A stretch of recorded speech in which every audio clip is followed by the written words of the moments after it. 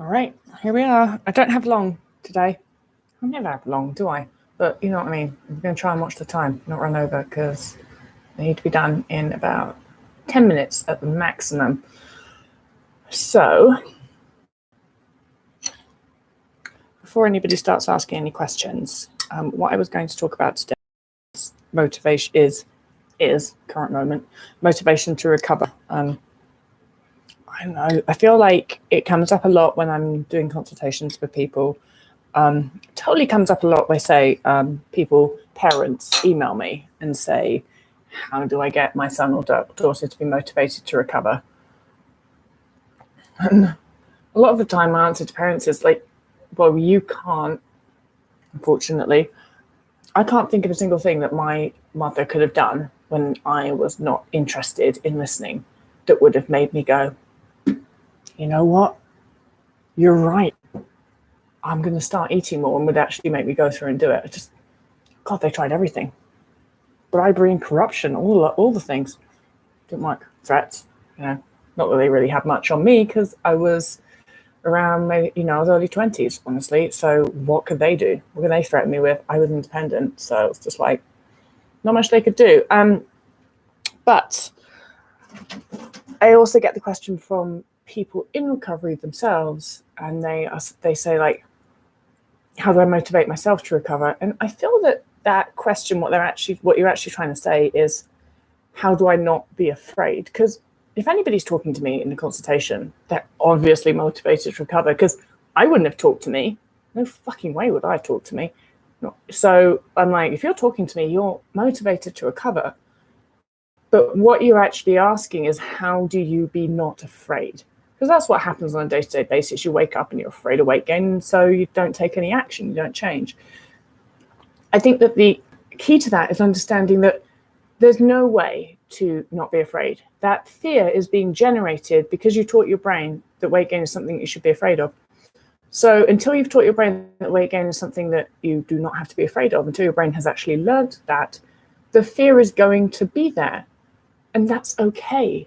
Because once you're able to categorize that fear as, this is that fear that comes up because I taught my brain that I have to be afraid of weight gain, you can just sort of let it sit there in the background and not affect you. At least that's what you need to work out how to do.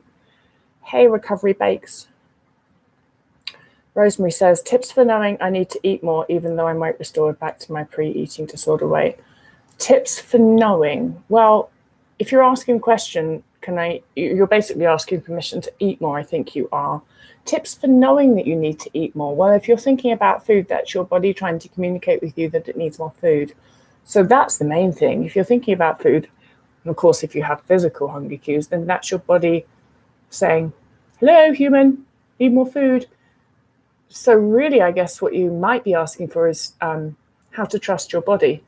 And that's about changing belief systems again. And your brain probably believes that you can't trust your body, and you have to teach your brain that you can trust your body. And the way that you teach your brain anything is by doing it. Act as if you trust your body. When you're thinking about food, that means you're hungry. Eat food. Recovery Bakes says, stinky. I don't know if you guys can see him. He's up on the couch tree, and he's just majestic as fuck. Gorgeous. All right, how do I deal with relationships in recovery? I unfortunately had to end a relationship because I couldn't dedicate the time I wanted to when all I wanted to do was eat. How do I balance recovery and relationships? Find friends and people. Find friends and others that like food a lot.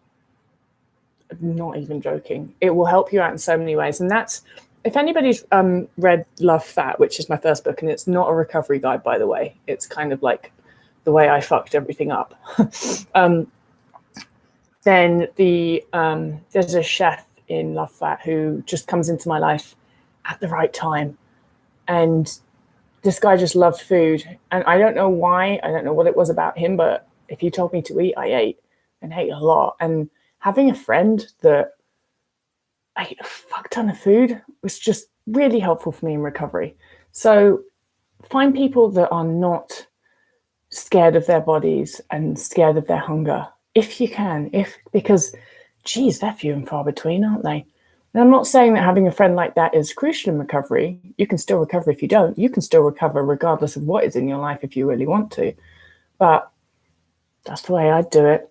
That's going to be the most helpful for you. And also, I just think that people that aren't afraid of their hunger, aren't afraid of their bodies, are sort of people that have a really good trusting relationship with their body, and they tend to be solid people, great people to be friends with. Okay. Sadie says, I've been in recovery for a few weeks, but I didn't start underweight. Decided to do this for neuro rewiring. My dietitian doesn't think I need to continue. What would I say?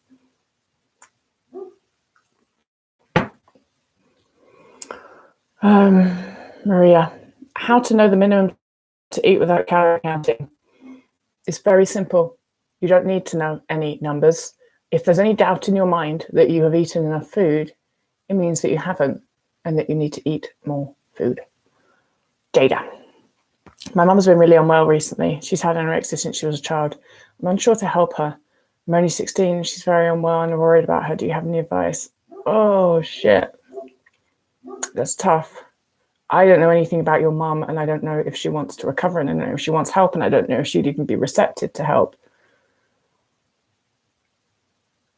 I feel that if I was a mum, and I'm not, so I know shit about being a mother, but I feel like if I was a mum and my 16-year-old daughter came to me and said, I need you to eat more food, I think that would probably I would hope I would listen. I don't know if I would. Honestly, like I said, when I was sick, I don't know if I'd listen to anybody. I think that's the only thing that you can try and do, though, isn't it? You can't actually make anybody do anything, especially not your mother. You can try, though, and you can ask, and you can not be afraid to talk about the elephant in the room. That was actually something that was always helpful for me. People that weren't afraid to say, you are not well.